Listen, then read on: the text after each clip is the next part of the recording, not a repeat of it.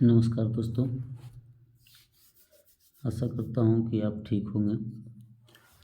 चलिए कुछ साइंस का क्वेश्चन के साथ मैं अभी आप लोगों के साथ हूँ। चलिए पहला क्वेश्चन देखते हैं। इलेक्ट्रॉन की तरंग प्रकृति की खोज किसने की? तो डी ब्रोगली ने की।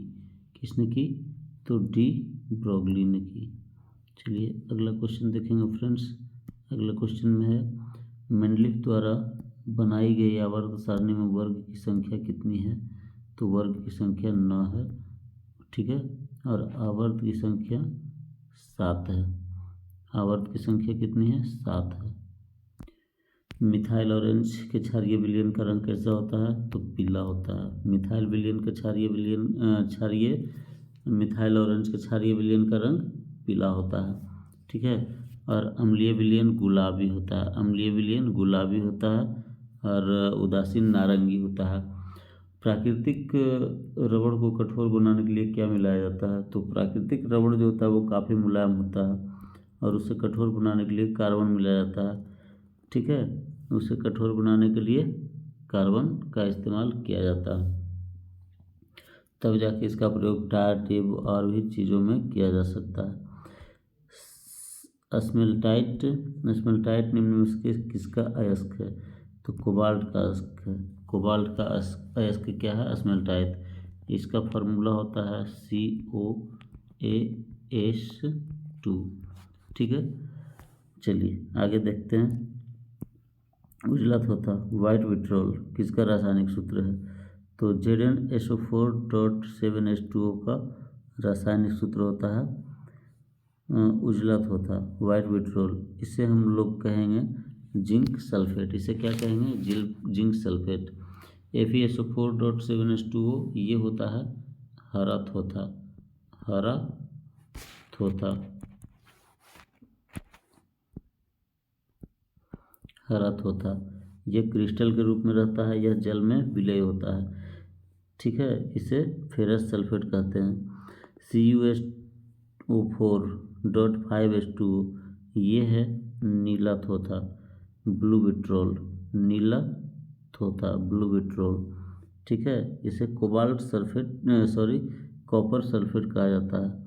और CuSO4.7H2O इसे हम लोग फ्रेंड्स कहते हैं लाल थोथा, ठीक है, रेड विट्रोल। लाल थोथा, रेड विट्रोल, इसका नाम है कोबाल्ट सल्फेट। Cobalt sulphate. अगला क्वेश्चन हम लोग देखेंगे फ्रेंड। एक गोलीय दर्पण के परावर्ती पृष्ठ के मध्य एक बिंदु होता है जिसे ध्रुव कहते हैं। जिसे ध्रुव कहते हैं या पोल कहते हैं। निम्न में से कौन सा एक रासायनिक अभिक्रिया है? तो मक्खन का खट्टा होना रासायनिक अभिक्रिया है। मक्खन का खट्टा होना रासायनिक अभिक्रिया, ठीक है। देखिए रासायनिक अभिक्रिया क्या होता है? रासायनिक अभिक्रिया या रासायनिक परिवर्तन वह होता है जो कि अभिक्रिया के बाद उसे मूल रूप में लाना संभव नहीं हो। मूल रूप में लाना नहीं लाया जा सकता, ठीक है। अगला क्वेश्चन देखिए। अगला क्वेश्चन है, यांत्रिक ऊर्जा किसके बराबर है? यांत्रिक ऊर्जा जो है वो गतिज ऊर्जा और स्थितिज ऊर्जा के बराबर होता है। गतिज ऊर्जा और स्थितिज ऊर्जा के बराबर होता है, ठीक है। चलिए अगला देखते हैं हम लोग। निम्न में से कौन सा घोल विद्युत का चालक नहीं है? तो विद्युत का चालक ग्लूकोज का घोल जो है वो विद्युत का चालक नहीं होता है, क्योंकि ग्लूकोज जो है वो मोनोसैकराइड है।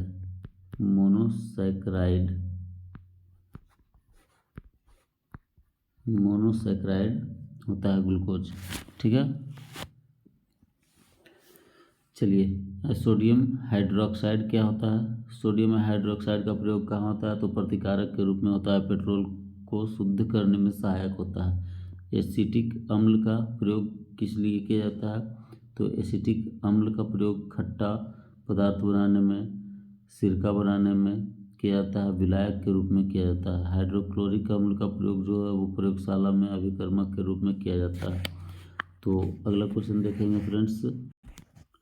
जब प्रकाश की किरण एक सघन माध्यम से विरल माध्यम में यात्रा करती है तो अभिलंब से दूर जाती है तथा गति बढ़ जाती है, और वहीं जब विरल से सघन में जाएगी तो अभिलंब की ओर तथा गति क्या है, धीमी हो जाएगी और अभिलंब की ओर जाएगी। ठीक है, अगला क्वेश्चन देखते हैं। निम्नलिखित उपकरणों में से कौन सा चालक में विभवांतर बनाए रखने में मदद करता है? तो सेल या बैटरी। ठीक है, विभवांतर एक अदिश राशि होता है। विभवांतर का वोल्ट मात्रक जो है वो वोल्ट होता है।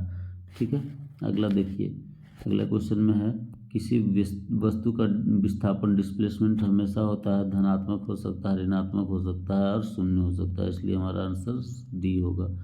चलिए आगे देखते हैं। प्राचीन काल में जानवरों, पौधों एवं अन्य जीवों के संरक्षित अवशेषों या चिन्हों के अध्ययन का विज्ञान कहलाता है पैलिएंटोलॉजी।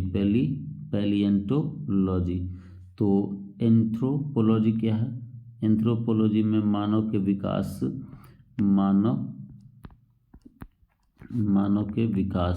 ठीक है, मानव के विकास, रीति रिवाज, इतिहास, परंपराओं से संबंधित विषयों का अध्ययन किया जाता है। ठीक है, आर्कियोलॉजी पूरा तत्व से संबंधित विषयों का अध्ययन किया जाता है, और फार्माकोलॉजी में अध्ययन किया जाता है। फार्माकोलॉजी में शरीर के अवयवों पर औषधियों का अध्ययन किया जाता है, औषधियों के प्रभावों का अध्ययन किया जाता है। ऑस्टियोपोरोसिस हड्डी से संबंधित रोग है, जो कि ज़्यादातर वयस्क मनुष्य में होता है। विटामिन डी की कमी से होता है। विटामिन डी की कमी अगर जो बच्चों में हो जाए तो रिकेट्स नामक बीमारी हो जाता है बच्चों में। ठीक है, चलिए अगला क्वेश्चन देखेंगे। मानव में बैक्टीरिया के संक्रमण रोकने का सबसे सरल इलाज क्या है? तो एंटीबायोटिक सबसे आसान उपाय है, आसान इलाज है। ठीक है, एंटीबायोटिक। अलैंगिक प्रजनन लैंगिक प्रजनन से भिन्न है। अलैंगिक प्रजनन में नए जीव माता पिता के समान होते हैं। चलिए अलैंगिक प्रजनन किस प्रकार से होता है देखते हैं। तो अलैंगिक प्रजनन जो है वो होता है कोशिका विभाजन के द्वारा, जो कि कोशिका विभाजन के द्वारा प्रोटिस्टा में होगा, मोनेरा में होगा, विखंडन के द्वारा होगा दोस्तों अमीबा में होगा। ठीक है, और पैरामीशियम में होगा, पैरामीशियम में होगा, यूग्लिना में होगा। विखंडन के द्वारा ये सब है। फिर मुकुलन के द्वारा होगा, ईस्ट में मुकुलन के द्वारा, और हाइड्रा में मुकुलन के द्वारा होता है। चलिए दोस्तों अगला क्वेश्चन देखेंगे। निम्नलिखित में से कौन बढ़ते भ्रूण के लिए उत्तम पोषक ऊतक का कार्य करता है? तो एंडोस्पर्म जो है वो ऊतक का कार्य करता है। एंडोस्पर्म बढ़ते भ्रूण के लिए पोषक ऊतक का कार्य करता है। ठीक है, पोषक ऊतक का कार्य करता है। चलिए अगला देखेंगे।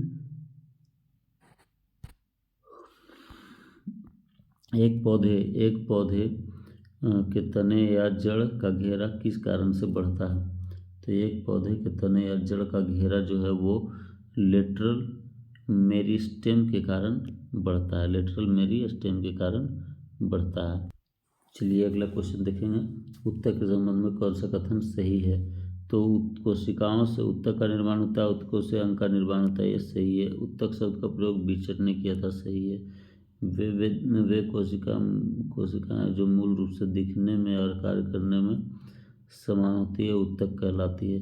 तो हमारा आंसर हो जाएगा फ्रेंड्स ए 1 2 3। ठीक है, चलिए अगला क्वेश्चन देखेंगे। मानव शरीर के भीतर रक्त निम्न में से किसकी उपस्थिति के कारण नहीं जमता? तो हेपेरिन की उपस्थिति के कारण मानव शरीर में रक्त नहीं जमता। और फाइब्रिनोजेन के कारण रक्त जो है वो थक्का बनता है, फाइब्रिनोजेन के कारण। नाइट्रोजन स्थिरीकरण, नाइट्रोजन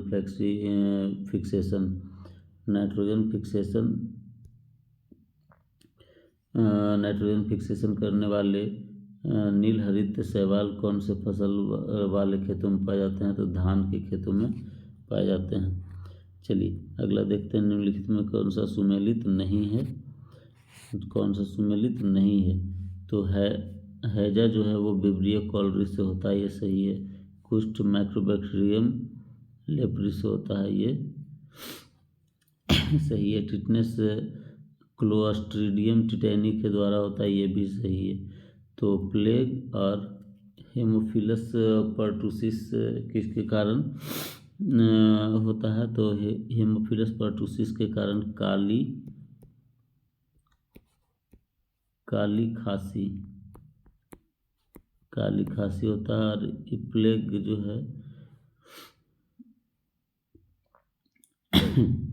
काली खांसी होता है, और प्लेग जो होता है वो आपका बैसिलस पेस्टिस के कारण होता है, बैसिलस पेस्टिस के कारण होता है। तो चलिए फ्रेंड्स, ये आज का सेशन इतना ही। अगले सेशन में मिलेंगे और क्वेश्चन के साथ। उम्मीद करता हूँ कि आपको यह सेशन पसंद आएगा, इसलिए आपका थैंक्स, धन्यवाद।